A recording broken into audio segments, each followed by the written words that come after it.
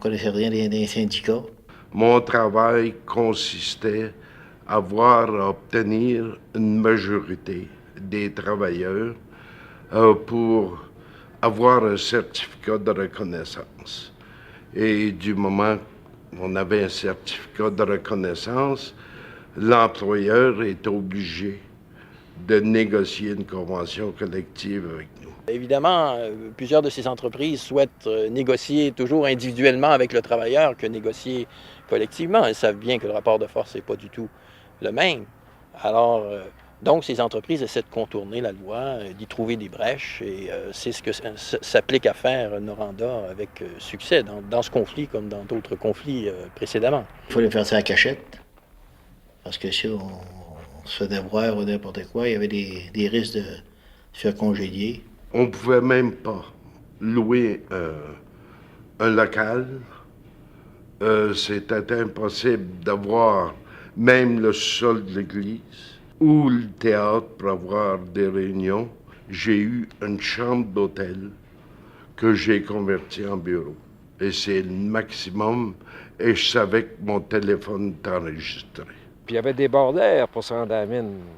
Tu sais, c'est des bordères pour surveiller que les gens, que ce soit pas n'importe qui vienne se promener en forêt, là. Bien, ces bordères-là, chaque bord de la mine, c'était pour le contraire. C'était pour surveiller que les gens n'entrent pas dans la mine quand ils n'étaient pas connus. Ça fait que nous autres, on se rendait jusqu'à à peu près, je sais pas moi, un demi-kilomètre de bordure, puis on laissait nos automobiles-là, puis on traversait dans le bois. Puis on allait jaser avec les gars dans les camps, là, les camps de la Crowley. Puis quand les polices arrivaient, bien, il y avait toujours des polices un peu, là. Quand les polices arrivaient, bien, on se couchait sur les bêtes des gars, puis c'est bien dur à déterminer si... Tu sais, je veux dire, quand tu es couché sur un bed, si tu es un organisateur syndical. Duplessis, lui, se caractérise parmi les gouvernements provinciaux de l'époque, et aussi quand on le compare au gouvernement fédéral, se caractérise par ses réticences là, à modifier les lois du travail. Enfin, finalement, son antisyndicalisme. Tout avait été bien cadré, mais les instances politiques qui étaient en place, le régime Duplessis qui était, a fait qu'à un moment donné, qu'on n'a pas reconnu le syndicalisme comme tel. Et je me suis toujours demandé et posé la question de c'est pourquoi, qu'est-ce que c'est qu'il faut faire pour se faire reconnaître dans sa légitimité, même avec les lois qu'on a à l'heure actuelle. On devait avoir les mêmes chances que l'association de boutiques en soi, tu comprends? Puis ça, j'avais de misère à comprendre qu'on faisait de l'ingérence à partir de là au niveau du pouvoir. La compagnie était très bien connectée avec le gouvernement parce qu'on était plus que majoritaire au niveau du syndicat. On avait signé, je pense, au-delà de 80 %. Et ça, tout le monde savait ça. C'est un problème juridique là, qui a été organisé par le gouvernement. Même si on avait une majorité des travailleurs à ce moment-là, il y a quelqu'un qui a appelé Duplessis et on a été débouté par la Commission des relations de travail parce que tout ce qu'il y avait à faire, c'est d'ajouter des personnes ou des noms sur le payroll. Et c'est ce qui a été fait. Ça met en relief l'antisyndicalisme de la compagnie, là, Noranda Main, qui, depuis la Deuxième Guerre mondiale, depuis que ces travailleurs essaient de se syndiquer, eh bien, cette compagnie-là essaie de briser les syndicats, hein, essaie de les éliminer, de les écarter. Et c'est ce qu'elle fera ici à Gaspé-Coppermine. Il n'y avait absolument rien sur lequel se baser pour refuser un certificat d'accréditation au syndicat des métallos. Ça fait que là, la compagnie, elle, a pris un bref de prohibition. Elle a demandé à la Commission des relations ouvrières de lui donner l'original de toutes les cartes d'adhésion qui avaient été signées par tous les travailleurs. Ça fait que, bien sûr, qu'ils ont refusé ça. Duplessis conçoit les relations de travail à la manière d'une façon paternaliste, à la manière d'un père en relation avec ses enfants. Et donc, il a beaucoup de difficultés à concevoir des relations d'égalité entre syndicats et patrons. Il décertifiait des syndicats, lui, s'il avait l'air un petit peu rouge, c'est là. Puis il posait des cadenas sur des bâtisses qui prêchaient le syndicalisme. Je dis, c'était subversif, le syndicalisme. Tu sais, c'était subversif. Puis c'était dans le temps du macarthéisme. Tu sais, je veux dire, ça se portait très bien, merci, tu sais. Mais Duplessis, il avait très bien endossé ça. Ça fait que CIO, c'était supposé d'être communiste. La mentalité du coin, village par village, c'était un peu dangereux, l'organisation qui était après se faire à Murdochville, parce que c'était les communistes qui rentraient dans la place. C'était ça. C'était pas que les gens gagnent de meilleurs salaires ou qu'il y ait un syndicat. C'était que les communistes rentrent dans la place. Un peu comme ça se passe encore dans certains coins aux États-Unis. Et si tu veux diviser le monde, il faut leur peur. Et c'est avec ça, cet outil-là qu'on se servait pour faire peur au monde. Je n'ai pas vu M. Duplessis venir ici dire « vous ferez ci ou vous ferez ça ». C'est pas comme ça que ça s'est passé.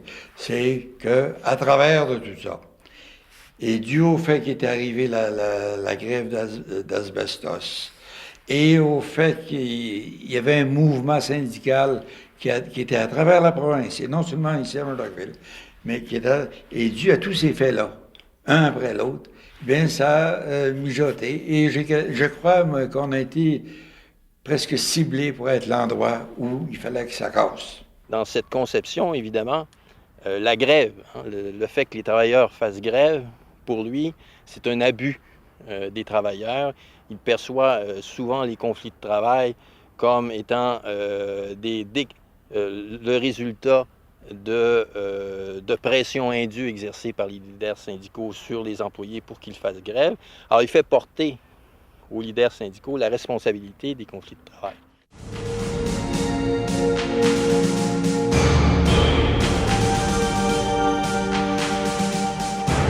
La grève de Murdochville, c'est d'abord et avant tout l'histoire d'une épuisante bataille d'un groupe de mineurs pour obtenir le droit d'association et la reconnaissance d'un vrai syndicat. C'est aussi l'histoire d'une grande multinationale minière, la Noranda Mines, et de sa filiale, la Gaspé Copper Mines, qui exploitait à son gré une ressource naturelle et une main-d'œuvre bon marché sous le regard bienveillant du régime Duplessis. Pendant que les travailleurs s'organisaient ici, puis s'organisaient au meilleur de leur connaissance, là, parce qu'il y avait le bref de prohibition contre eux autres, à l'autre smelter de Noranda, là, à Noranda, là, il y avait des négociations. Et là, Pat Burke était venu ici, quand il a su que le rapport de conciliation devait sortir vers le milieu de mars, il était venu dans le mois de février, à Murdochville. Puis à une assemblée générale des membres, il a dit aux membres, vous devez être prêts à faire la grève n'importe quel temps après le 10 mars. Dans son idée à lui, c'est sûr qu'il pensait que les gars de Noranda sortiraient à peu près dans ce temps-là. Puis il dit, si les gars de Noranda sortent, il faut que Murdochville sorte aussi. Ça fait qu'il les a dit ça en Assemblée générale. L'Assemblée générale, c'était dans le sous-boisement de l'église, Chum, comprends-tu? Puis il y a des fentes dans cette plancher-là. Là. Puis après ça, il y a beaucoup de gens qui nous ont dit que le curé enregistrait toutes nos affaires, tu sais. Puis qu'il faisait écouter ça au boss de la compagnie. Ça fait que la compagnie savait que Pat Burke avait dit aux gars, soyez prêts à sortir en grève n'importe quel temps après le 10 mars. Bon, ben la compagnie a dit, OK, tu en veux une grève le 10 mars, tu vas l'avoir.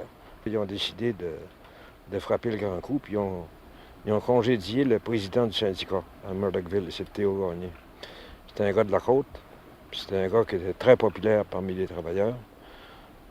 Puis les contremaîtres faisaient circuler la rumeur qu'il y en aurait un autre 125 qui serait congédié, puis que là-dedans, il y aurait les principaux activistes du syndicat. Tu sais, je veux dire, c'est clair, le président du syndicat, le 8 mars, comme ils ont fait, là, bien là, t'es sûr que le 10 mars, ils vont sortir. Le dimanche, je pense que c'était le 10 mars, je pense. Il y a eu un vote et puis tout le monde a accepté parce qu'à, je sais pas, au-dessus de 90, tout le monde voulait. Fait que la grève s'est déclenchée. Pour d'autres, c'était quelque chose de complètement nouveau. Quand il est arrivé le dimanche au soir, il dit, on est en grève. Parfait, prêt. On est en grève? On est en grève. Tu sais, ils ont pris un vote à l'Assemblée, mais il n'y a pas eu de gros discours de fait, là. Les gars voulaient sortir. Les gars sont venus là parce qu'ils voulaient nous dire qu'ils voulaient sortir. Puis ils ont sorti. Il fallait avancer. On ne pouvait plus reculer. Un coup que